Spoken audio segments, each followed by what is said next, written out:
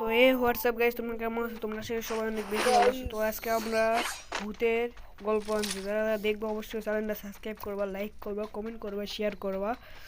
আর 50টা comment করো, 50টা like করো। তো কমেন্ট করবা সে তোমরা চ্যানেলটা সাবস্ক্রাইব করে লাইক করো। তো বেশি প্যাটার্ন নেই, ছোট প্যাটার্ন, লেটস বিগিন।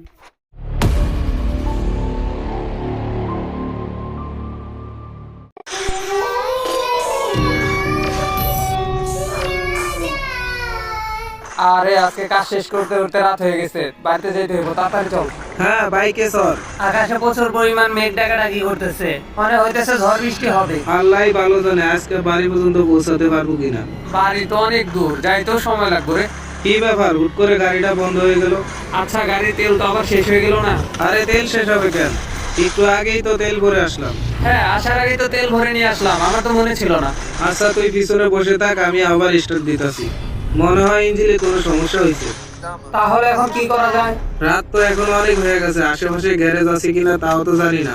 আরে এমনিতে রাত অনেক বেশি হয়ে গেছে, তার মধ্যে আবার হুট করে গাড়িটাও নষ্ট হয়ে গেল। দেখে আমি একটু চেষ্টা করে স্টার্ট হয় কিনা। আরে यार স্টার্ট হ তাড়াতাড়ি হ। আরে আশেপাশে তো অনেক নির্জন। আরে আশেপাশে একদম নির্জন, একটা মানুষও তো দেখতেছি না রাস্তাতে। তো এখন কি করব? চল তাহলে আমরা একটা কাজ করি, এই গাড়িটা আমরা ঠেলে ঠেলে নিয়ে যাই। তাছাড়া কি করবো এখন? আরে এই সময় আবার বৃষ্টিও নামলো। আরে নাতিরা, এত গভীর রাইতে এখানে? তোমাদের কি গাড়ি নষ্ট হয়ে গেছে? হ্যাঁ দাদু, আমাদের গাড়িটা নষ্ট হয়ে গেছে। তা আপনি কিভাবে জানলেন? আর এত রাত্রেবেলা আপনি এখানে? আমি সবই জানি, আর এখানে আমার একটা বাসা আছে। তোমাদের যদি কোনো সমস্যা না থাকে এখানে আজকে রাতটা থাকতে পারো। এমনিতেও রাত অনেক হয়ে গেছে, তার মধ্যে আবার বৃষ্টি পড়তেছে। রাকিব, কি বলিস, থাকবি? আচ্ছা তুই যেটা ভালো মনে করিস। আচ্ছা তাহলে চল যাই দাদুর সাথে, আজকে রাতটা এখানে কাটাই দিই, কালকে সকাল হইলে চলে যাবো। তাড়াতাড়ি করে আসো নাতিরা, তোমাদের বৃষ্টিতে ভিজলে ঠান্ডা লাগবে। আর তোমাদের রুমটা দেখিয়ে দিতেছি, এই যে এই রুমটাতে তোমরা থাকবা। আচ্ছা দাদু, ঠিক আছে। আর আজকে এই বিপদের মধ্যে যদি আপনি না থাকতেন, তাহলে যে কি একটা অবস্থা হইতো আমাদের। ওকে, সমস্যা নাই। তোমরা কি খাবার টাবার খাবে? না না, কিছু লাগবে না, আমরা এইমাত্র খেয়ে রওনা দিছিলাম। ঠিক আছে, ঘুমাই পড়ো, আমি তাহলে চলে যাই। রাকিব, চল ঘুমাই পড়ি। হ্যাঁ ঘুমিয়ে পড়ি, সকালে আবার এখান থেকে চলে যাইতে হবে। বাসায় ফিরে সবাই চিন্তা করবো। আরে বাপরে, কি ভয়ঙ্কর আওয়াজ! মনে হয় তো আশেপাশে কোনো জায়গা থেকে বেশি আসতেছে সাউন্ডটা। রাকিব, রাকিব, উঠ তো। আরে ডাকতেছিস কেন? ঘুমা না।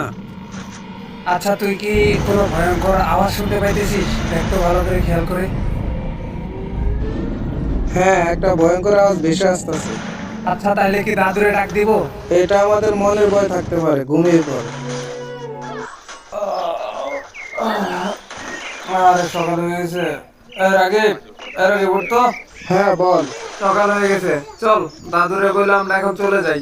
ও সকাল হয়ে গেছে, আচ্ছা চল তাহলে দাদুকে বলে আমরা এখান থেকে চলে যাই। দাদু, দাদু। দাদু, ও দাদু। আরে কেউ তো সারা শব্দ দিতে আছে না, ঘরে কি কেউ নেই? দাদু মনে হয় বাইরে কাজ করতেছে। আচ্ছা চল নিচে যাই দেখি। আরে কই গেছে দাদু? আরে বাপরে, এখানে তো ওগুলা কবর। এই কবরগুলো তো রাতের বেলা খেয়াল করি নাই। আচ্ছা তাড়াতাড়ি এই জায়গা থেকে চলে যাই, এই জায়গাটা আমার কাছে অনেক ভয় লাগতেছে। হ্যাঁ হ্যাঁ, চল এখান থেকে চলে যাই। আর যদি রাস্তায় কাউকে পাই তাহলে জিজ্ঞাসা করবো এই বাড়িটা সম্পর্কে। আচ্ছা ঠিক আছে, বাইকে বসলাম, ভাই তুইও বস দেখি। আরে গাড়ি তো ঠিক হয়ে গেছে, গাড়িটা না নষ্ট ছিল। ওই তো একটা মানুষ দেখা যায়। ভাই এদিকে আসেন তো একটু। হ্যাঁ ভাই, কিছু বলবেন? আচ্ছা ভাই, আপনার বাসা কোথায়? আমার বাসাটা আশেপাশে, একটু সামনেই। আচ্ছা ভাই, গোরস্থানের পাশে ঘরে একটা মুরব্বী থাকে, ওনারা কি চিনেন? না না ভাই, আমি তো চিনি না। আচ্ছা ভাই, গোরস্থানের পাশে ঘরটা সম্পর্কে আপনি কিছু জানেন? না ভাই, আমি তো এই বিষয়ে কিছু জানি না, অন্য কাউকে জিজ্ঞাসা করেন। রাকিব, আমার মনে হয় লোকটা জানে, কিন্তু আমাদের না বলে চলে যেতেছে। তুই একটু ডাক দে তো আবার। এ ভাই দাঁড়ান, আপনার সাথে কথা আছে, আপনি চলে যাইতেছেন কেন? আরে ভাই দাঁড়ান, যাইতেছেন কেন? আপনার সাথে কথা আছে বললাম না, একটু দাঁড়ান। আচ্ছা ভাই, সত্যি করে একটা কথা বলবেন, এইখানে কি হয়েছিল বা কোনো ঘটনা সম্পর্কে আপনার যদি জানা থাকে আমাদেরকে একটু বলেন প্লিজ।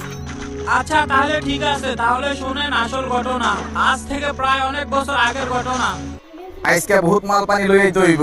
হ্যাঁ সর্দার, আমি শুনছি এই বাড়িতে নাকি একটা টাকার মেশিন আছে। তাড়াতাড়ি চলেন সর্দার। আর শুনছি এই বাড়িতে নাকি শুধু একটা বুইড়া বেড়া থাকে, ওরে মাইরা হইলেও আজকে টাকা নিয়ে যাবো। সর্দার সর্দার, এদিকে আসেন, মনে হয় টাকার মেশিন পাইছি। দেখ দেখ এখানে